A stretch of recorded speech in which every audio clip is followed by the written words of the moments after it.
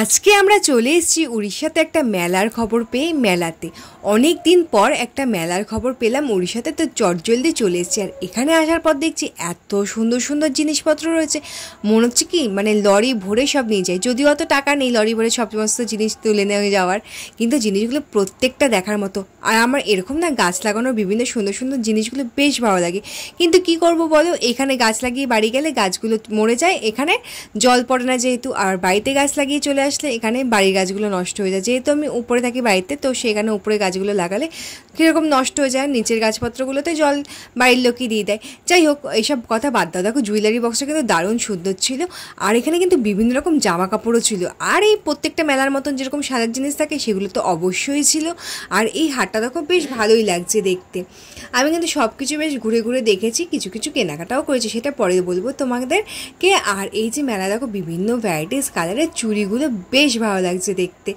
আর প্রচুর রকম ছিল ছেলেদের আইটেম, জামা কাপড়ে শুধু ছেলেদের নয় মেয়েদেরও প্রচুর রকম পোশাক ছিল, শাড়ি ছিল। আর এখানে ছিল একটা কাশ্মীরি কালেকশন, আর জুতোটাও কিন্তু বাদ পড়েনি এই মেলাতে।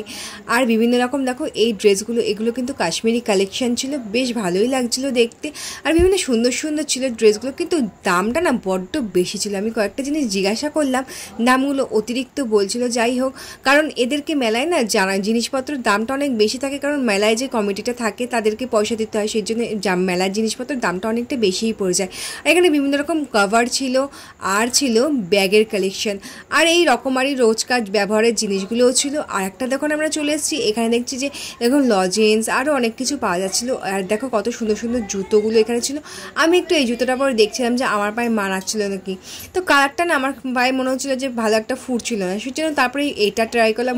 মেলাতে কিন্তু আদিবাসী হেয়ার অয়েলও বসে পড়েছে। আমি কিন্তু আদিবাসী হেয়ার অয়েলের প্রচুর ভিডিও দেখেছি, কিন্তু শুনেছি এরকমভাবে নাকি আদিবাসী হেয়ার অয়েল বিক্রি হয় না, এগুলো হয়তো ডুপ্লিকেট হবে। আদিবাসী হেয়ার অয়েলের ওরা নাম্বারটাই দিয়ে দেয়। যাই হোক, তারপর দেখো এই টেরিকোটার জিনিসগুলো আমার বিভৎস পছন্দ, মনে হয় কি সব কিছু কিনে ফেলি, কিন্তু অত পয়সা কোথায় পাবো বলো তো।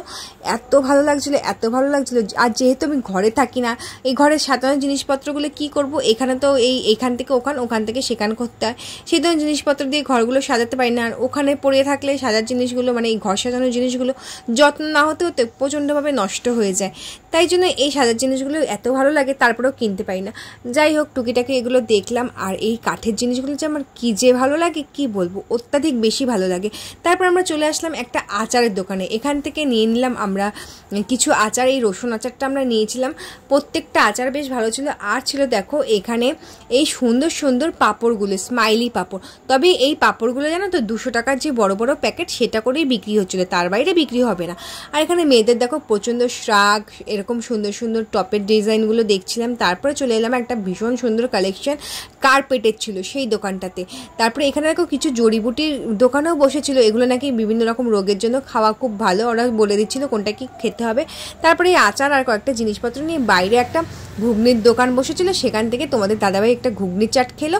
তারপরে টুকটুক করে আমরা বাইরের দিকে চলে আসলো। আজকের মতো টাটা।